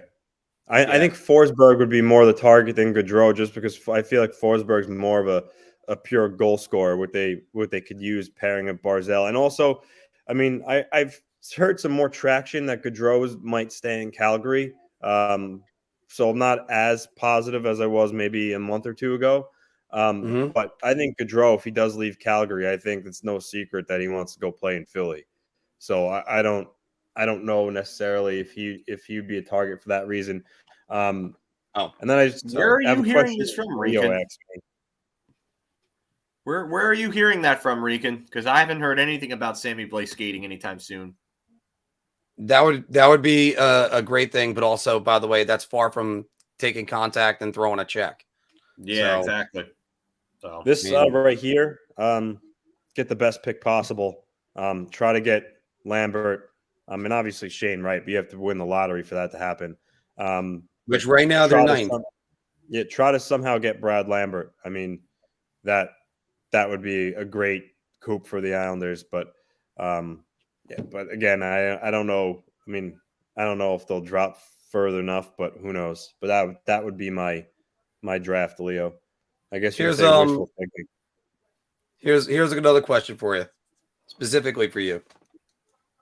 Do you think the Islanders keep the team together, or? I mean, I think we went over this, and I think Lou has similar feelings. I think the Islanders believe that they have a lot of really good pieces in place with Dobson and Wahlstrom, Barzal, Pelech, Polak, Sorokin, Nelson. I think that Lou's just going to make some fine-tune changes. I think he's going to try to find he's moved Bailey at the deadline in the summer. Same thing with Varlamov. Clutterbuck will probably go. He's got a lot of cap space. and kind of, remake the top 6 or top 9, if you will. So, I think he's going to keep the team together, and big moves before the deadline. Nothing earth shattering. I think if he can make Jacob Chikrin work, I don't see it, but he's exactly what they need. I think he would look to do that because it's a move for now and the future. But my prediction, if you're asking me, I think Clutterbuck's move because he's a pending UFA. According to Dave Pagnotta, a lot of teams are checking in on him. I think if Chara is okay with moving, because I know he doesn't want to be too far away from his family, being it's his last opportunity to win a cup, I think Lou will do right by him and move him for one last opportunity there. And then I think either Josh Bailey or Semyon Varlamov are traded. That's my prediction for the Islanders. Could he, like I said, could he make a move like a hockey trade for the future or Jacob Chikrin? Sure, he can. But I think a lot of Lou's moves are going to be in the summertime. Can the Islanders move Josh Bailey at the deadline? Yeah, I mean, I think they can. Pagnotta said teams have sniffed around him too. So, and at the end of the day, he's got 2 years left. I think after this, $5 million. With the way salaries are escalating, I mean, all things considered, it's not for some teams. It wouldn't put them in a cap crunch, but I think he's movable. It's not a guarantee, but I do think he's movable. And if you look at his playoff performances the last 2 years, he's actually had a real solid playoff. So I think a team looking for some veteran leadership and a guy who picks up his game come playoff time, if they can get him on the cheap, 3rd, 4th round pick, I think the Islanders would look to do it. I don't think they get much for him. I don't. I think he's an expensive 3rd line player. I don't see him as a top 6 option. 3 goals this season. Nope. That's going to be a big yikes for me, especially at $5 million. And I wonder how much of his playoff success has to do with himself, as opposed to the guys that he's been playing with. He was playing with the 2 other Bs, and they were playing really well in the playoffs. So I don't know about Josh Bailey. I really don't. John, by the way, thank you for the chat, the super chat, but also thank you for your support all the time and always watching us. Thank you. Yeah, really do appreciate that. John's always in my final buzzer segments, so I always know he's there. Always does good stuff and always brings some good chats. And Sean, you're right about this, because after all, I remember 1997 where Alexei Kovalev was talking about potentially playing in the Stanley Cup Finals if they make it, and that was after he tore his ACL. In January. Yeah, yep. Might have been or late December, and that's 1997. So yes, but again, the difference between, say, for instance, like an agile guy, or when you get a physical player, they're throwing their body around, there's a chance they might hurt that knee again. They don't want to take that risk. That's why Anders Lee didn't come back until he was damn well good and ready. And I don't know. I would be hesitant, but I'd also make sure Sammy Blake could do it. And by the way, that would be a hell of an addition for the Rangers. Yeah, that would help. Again, getting these fringe NHLers out of the lineup come playoff time would be just huge for this team. You can't have Greg McKegg. You can't have Julian Gauthier. You can't have Johnny Brodzinski, even though I like Brodzinski more than I like McKegg. You can't have guys like that in the lineup. Patrick Nemeth can't be in the lineup come playoff time. And these guys are terrible, and they don't belong in the lineup. So you gotta make sure that you have the best players playing, and the Rangers have got to go make a couple of moves to make sure that that happens if they want to win a playoff series. If they don't want to win and they just want to, be happy with getting to the playoffs, getting into the, the first round, and they don't want to give up assets to, kind of make, I don't know, maybe more of a bigger splash move, maybe like a Mark Scheifele type move or something like that in the offseason, fine by me. But you got to commit to it one way or the other by the deadline. So let's see what happens. And Dryden Hunt is another one. If he's anything more than a 13th forward, bad. By the way, I'm hearing Streets of Rage, and I'm thinking about is that the same one that was like the Capcom back in the 90s, or is there's no, I heard Streets of Rage 4 was Sega. That was Sega. Capcom in the 90s was Final Fight. That was it. Okay, thank you. Yeah. All right. You know what's interesting? The Vegas Golden Knights are an Oilers win away from finding themselves being outside of the playoff spot today. Yeah, and that's where I think it's interesting with Nashville, because it's coming down to Nashville, Edmonton, and potentially Vegas for that final playoff spot, either the 3 seed or even just knocking them out completely. Right now, Edmonton 64 points, and they're sitting in 9th place, or 1 point out of a playoff spot by a tiebreaker. Well, so sorry, actually, if the Oilers won, Vegas would bump Nashville out. I didn't realize Nashville has 64 points, but still, I mean, the point being is that Vegas, you would think would be win the division, lock for the playoffs. I mean, they're in a fight right now with Edmonton and LA, Anaheim. It's close. It's close out there. That race is going to get even better soon. Yeah, because if the let's say they trade Forsberg and they get something back, like an NHL player who is kind of like when Kevin Fiala was dealt by them a few years ago. Fiala went to Minnesota, took off. Let's say that's the situation. Trading Forsberg, it's a similar situation with Columbus and Panarin that year. They knew he wasn't staying, but they wanted to make a playoffs and make a run at it, so they rolled the dice. Nashville, Poyle seems a little more conservative than Yarmo, but I don't know. I mean, if you trade Forsberg, it's almost like you're waving the white flag, but how can you do that when you're right there? So I don't know. All right. Here's the other side of it. How can you go into that and then say to yourself, you know what? Hey, you know what? We could have gotten this, and this to help rebuild this team going forward and build for the future when we didn't have a definite answer from him. Now that's the thing.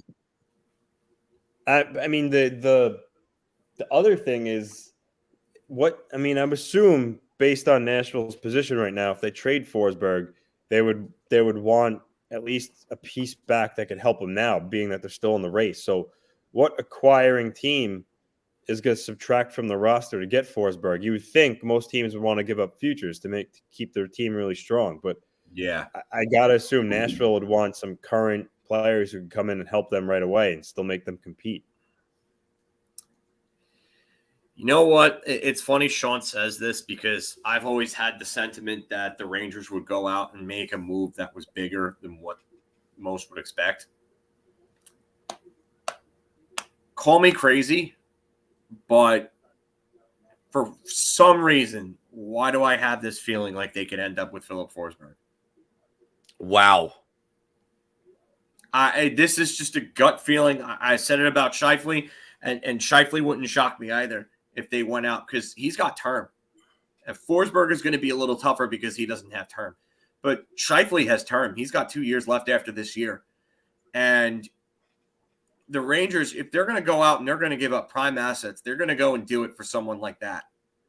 But if you were to tell me that Philip Forsberg was going to cost a first-round pick and either Vitaly Kravtsov or Nils Lundkvist and maybe another asset on top of that, like a lesser asset on top of that, I could absolutely see Chris Drury pulling trigger on that, because I do think that Jim Dolan is definitely breathing down their necks to get something done. Well, what happens if you do that, though, and then Forsberg, they can't retain him for whatever reason, whether he wants to go to the market or they can't squeeze him in? I'll go right there with you. You're right. You're right about that, but I don't know if Dolan gives a crap about that right now. That's the thing. Go back to the JT Miller thing. The best way for the Rangers to do this is go out, get Andrew Kopp or Calle Yarncrook and get a defenseman and rebuild that. I do not think Andrew Kopp is going anywhere. I don't think Winnipeg is going anywhere. That's why neither do I. But yeah. I think if anything, they would rather go forward with Dubois and Kopp as their top two centers, and go with Mark Scheifele. All right, so think of it this way: Winnipeg needs help on the wings, correct? Yeah, they're 6 points out of a playoff spot. But that's not even the answer, or not even the thing that I'm talking about. They need help on the wings going forward, correct? Poppy, thank you, by the way. Thank you. Yes, again, they need Poppy. help on the wings. Yeah. So if Winnipeg needs help on the wings, the Rangers need help at center. And if you bring in Mark Scheifele, you could kind of soften the blow on giving up more assets on that deal by giving up someone like Kaapo Kakko. Not that I'm saying it's the right move, or not that I'm saying that it will happen. But if you're unsure about whether Kaapo Kakko is a legitimate top six or top line forward going forward, and you have the chance to bring in Mark Scheifele and secure your number 2 spot, and then go get another winger elsewhere and help fill in that top six, and Jim Dolan is really kind of pushing for this whole all-in type thing, maybe that's the move. I don't think you give up a Kaapo Kakko yet. I don't either. I don't either. It's- But I wonder if Jim Dolan is doing what he's doing, because we know that he's got his hands back on this team more than any other time period he has since 2004, since before the 04 deadline. Yeah, because he was kind of still hands off in 2012 and 2013 and 2014. I think he might have had something or some input with the Tortorella firing, but yeah, I don't know. It's because, again, I keep going back to this. You go get Mark Scheifele, and that would be ideal. You know, I love Mark Scheifele, but what are you gonna do? You gonna just take him and just stick him on the second line, and then that's it? He's not. Is he going to power play 1? He would obviously be on power play 1. All right, then what are we going to do with Lafreniere and Kakko for the rest of their careers? I guess that gets to what you're saying. And I know Scheifele's on the deal. I think he's only making 5.5 one more year. Or it's a reasonable like $6 deal million for 2 more years after this. Yeah, I think I fudged the numbers because I thought about Bo Horvat, who's only making 5.5 next year. That's a guy I would go get. But I think sometimes when we think about these moves, you think about it video game wise and fantasy hockey wise, and then you don't think about, like, you get 3 great centers, you throw in 1 on the bench all the time. It's just. Here's the thing, Leo. I would agree with you, but what does the organization think of Kaapo Kakko? That's the real question. And I don't think there's any guarantee. I mean, he's had flashes where he's looked good, but I don't think there's no indication that he's a future star at all. I don't think that's a guarantee. So I don't think it's a guarantee either at this point. I think that he could be. I think there's still very much a possibility, but to insinuate that it's a guarantee is just wrong. I think it's objectively wrong at this point. I agree with Lucas here, though. I don't think they're a Kakko package away from for Scheifele from winning, and that's more of a over the top type move.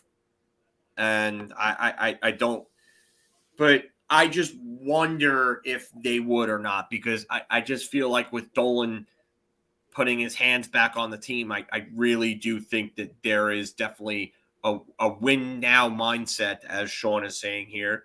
So Islanders on a power play right now for Anthony. But yeah, I don't know. I get a bad vibe about Dolan right now. It's one of those things that it's an uneasy feeling. I think the one thing I'll point out is, and even though, by the way, I mentioned before about the goaltending conditioning, again, the Yaroslav Halak rule, as I used to call it, but I worry about Shesterkin and his workload. So far, he's not breaking down. If anything, he's only looking better. But that's got to be a concern. But that being said, in the playoffs, nice play. What happened? Goal? Nice. Yeah, Dobson made a great pass to Nelson. You guys will see it in a minute. Yeah. Behind. Yeah, Yeah. I just saw it. I'm gonna see it over your shoulder because my TV is actually what I use. Yeah, and a lot of the comments in the comment section are right about this with Kako. This one, he hasn't played in 7 weeks. You can't judge his stats from Mr. Pops Freshmeyer. And then David Wood saying here it's not really a guarantee, but he hasn't had the playing time post Quinn in the top 6 to say he's worth trading. I totally agree with these comments. And Pop and Fresh, well, I owe my robust physique to your gelatinous goo. Yeah, that's probably a Simpsons reference that only you and him are going to get.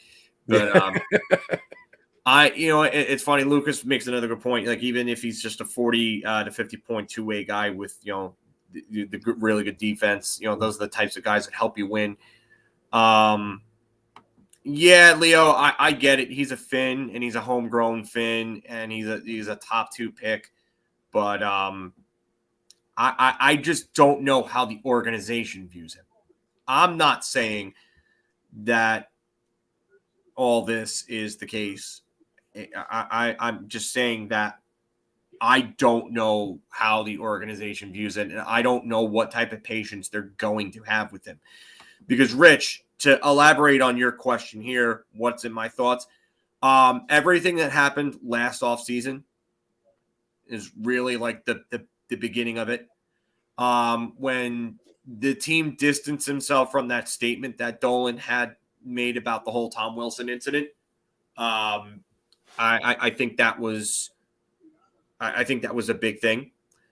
I do think that there's just this. I don't know. It's just a vibe. I'm getting a gut feeling that they might go and make a bigger all-in type move. So, this is going to pertain to both of us, all both of our teams. I mean, but Joe put this in here. By the way, Joe, welcome to the show. No, Joe's been in here before. I've seen him. All right, good. But Georgiev not staying. Is Georgiev an RFA or is he UFA this year? RFA, but he's probably gone after this season. Probably because he wants to be a starter. So the goaltending trade market, if I'm a GM that needs a goalie, I'm picking up the phone, I'm calling who first? Either one of you guys. Go ahead. Say the 3-name guy. Marc-Andre Fleury. Yeah, that's got to be the guy. That's got to be the guy. After that, then it's probably Semyon Varlamov because you got one more year of him, and a team like Edmonton or Toronto could really use him. Playoff experience, deep runs the last few years. I think Georgiev's number 3 on that call. What do you guys think?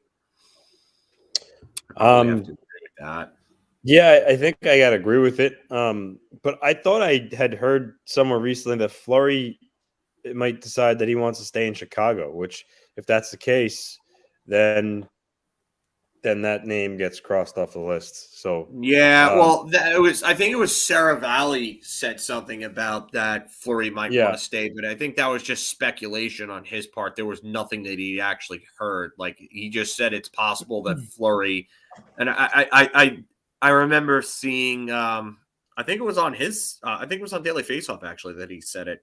He said that Marc-Andre Fleury might prefer to stay there. But again, I think that's speculation. I don't think anybody knows at this point. I don't know if Marc-Andre Fleury wants to uproot his family again. I mean, exactly. He's already won. I mean, he's already got 3 Stanley Cups. Yeah. Chris T threw out Martin Jones as a possibility.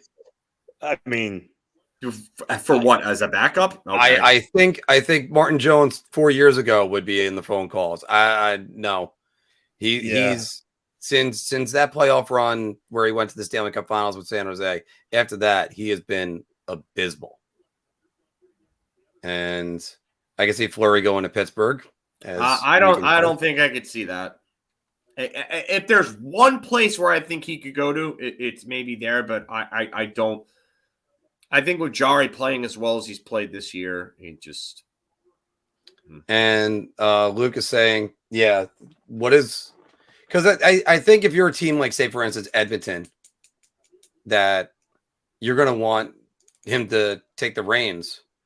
And they were saying on NHL Network, there's a bunch of, I think it was Marty Biron that was saying you should have done this trade a month ago if you wanted to get a goalie, because they have to work with the defense, they got to work with special teams. But I've made no secret, I'm not in love with Georgie. I don't think he was the guy to begin with. I think he's Benoit Allaire's project, who has done very well. But once he gets off his angles, he's just. Well, that's the thing. Yeah. Alexander Georgiev has a starter's mindset. He really does. He needs to be a starter wherever he's going. He's going to play much better as a starter. And even if he's a starter that gets you, like a 9-10 save percentage, that's a decent starter. He's not going to be an elite type of guy. But it just, and Rican's right. Like the body language from him when they win is sometimes pretty bad. Like you just, it's not what you want to see from a guy that's, your backup. You want to see him be happy for the team when they win, but he looks miserable at times when they win. And I don't want to hear anything about how all that's his personality. I've seen tons of clips in older games where he was the starter or he was splitting 1A, 1B with Hank, where he gets super hyped after a win. So I think the writing's on the wall here. Yeah, but where's he gonna go? That he's gonna demand a spot. I can tell you right now, he'd be an upgrade in Edmonton. He'd be a massive upgrade over those two piles of garbage in Edmonton. Igor Koskinen is just so terrible. I mean, bad. Edmonton needs to get their next goalie move right. I mean, they've struggled to get a really solid goalie for a while. I think the next goalie they get needs to be someone more established and more of a sure thing. I don't know if they could afford to go all in on Georgiev as their guy. I think they need to get a goalie they could be very confident in that he's going to be their guy for the next couple of years. That's just my opinion on the type of move they need to make in goal. I think that's a good one that's down here. Chris Tease. Chris Tease? Yeah. What are the chances the Rangers trade the Blues second round pick? Really good. Yeah, I think that's definitely in play, especially for a bottom or a middle six forward. That's definitely going to be in play. Speaking about former Rangers and backups, but Cam Talbot's been struggling for the last month in Minnesota.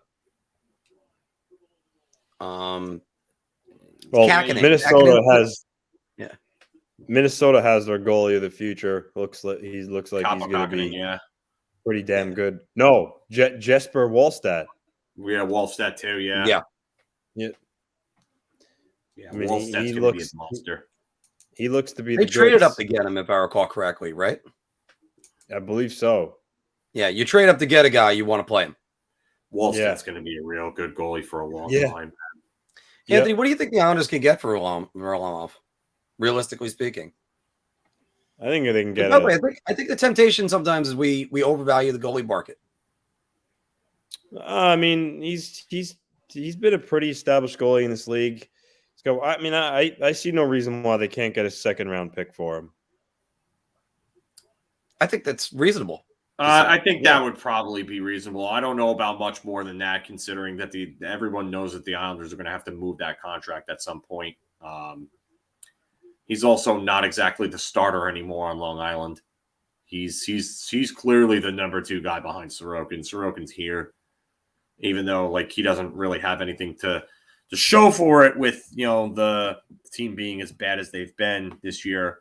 But yeah, I do think that's going to probably lower the return a little bit. But a second seems reasonable. I wouldn't give up much more than that on top of that for him, considering his salary. And he's definitely a guy you can move. The contract isn't that bad. No. And he's got the recent experience of winning. So why not? Especially if Fleury is a no-go, Varlamov's the next phone call. Yeah, I would say probably he would be the guy, because he was an established starter. He was he's the experienced guy. I think teams would rather probably go after him than Georgiev, also because of Turnbuck, Georgiev has team control compared to him. So, yeah, if they trade Varlamov, I would like to see them get a cheaper backup next year. Maybe reunite with Grice for 1 year. I always liked Grice. He was always solid when he played.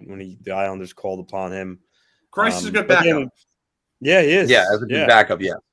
Yeah, because I think he's a free agent this coming year. So He is. You pick him back up, but we'll see. Like I said, I won't be surprised at all if Varlamov's gone by March 21st. I really won't. Yeah, I mean, if the price is affordable for Varlamov, like if they're not asking for too much, I could definitely see him being moved. That's the guy. I wonder about, like I said, I wonder about Bailey.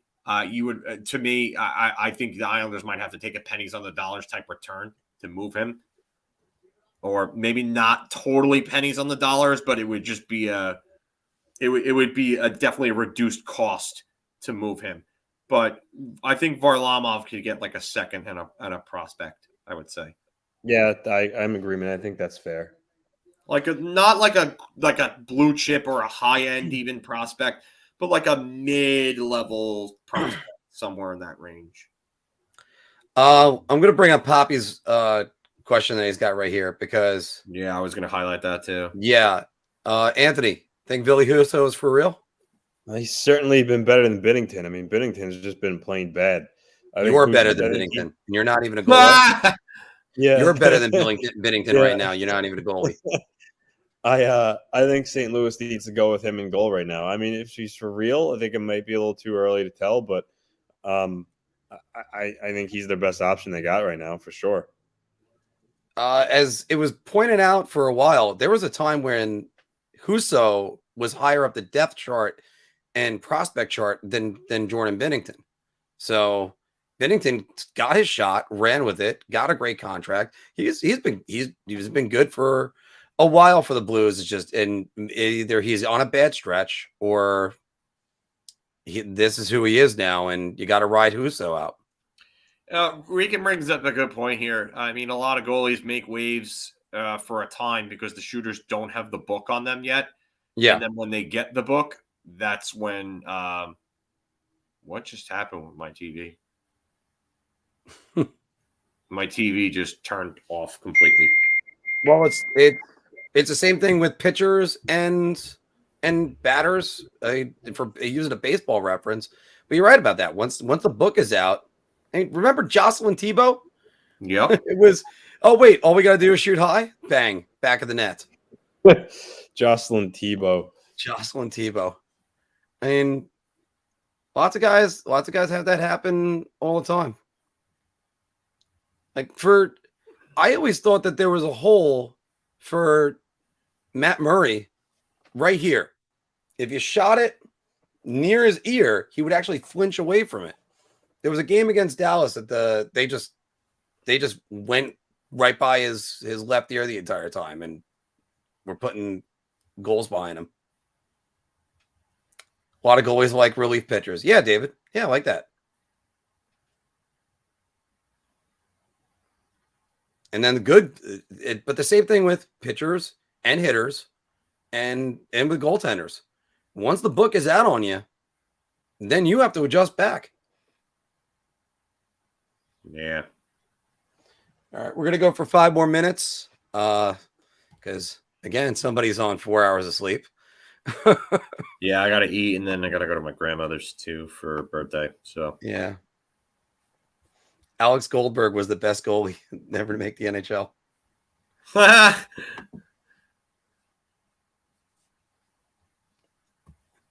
Yeah, I don't know if we lost Anthony or if he has to take care of a situation. Yeah, I something's wrong with the MSG feed for the Islander game too, because it's on my DirecTV that it's happening. I went back to the channel, and it's just actually none of my channels are working. I think on MSG or on DirecTV. Oh no! All right, so it's just MSG then because Yeah. Yeah, for whatever reason, it's not working. The other channels are working. That's weird. All right. Well, I have DirecTV, David, but it's not raining. It's like perfectly sunny out here. I don't know if you could see. Oh no, they're saying that we're having technical difficulties. It's DirecTV. It's DirecTV themselves with probably the best time to do it is in the end of the period. I'm checking that right now.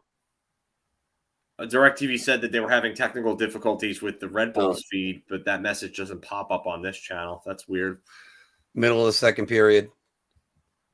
Somebody put me on the spot last night and said, who's gonna win the Stanley Cup? You have to say it right now. I keep going with the St. Louis Blues, and then they have games like this that just prove me wrong. Brock Nelson with his 20th, and Oliver Wahlstrom with his 11th. I thought Wahlstrom was going to have a better season than what he's been having, but is what it is with that. Let's end that poll. Get that right there. Yeah. Florida Panthers with Justin Huberdeau. All right. All right. Phil, you got to get something to eat. We lost Anthony, and we're going to try to do some more of these. Shannon, again, thank you. Thank you for your support. Thank you, Shannon. Appreciate it. I just, again, when I go back to Colorado, I just don't have the confidence in Darcy Kemper with them. Yeah, well, that's the thing. You know, even Anthony was saying, oh, well, if they get Patty Kane, then you know what, they're give them the Stanley Cup. I just don't know if their goaltending holds up. How do you improve that top power play anymore?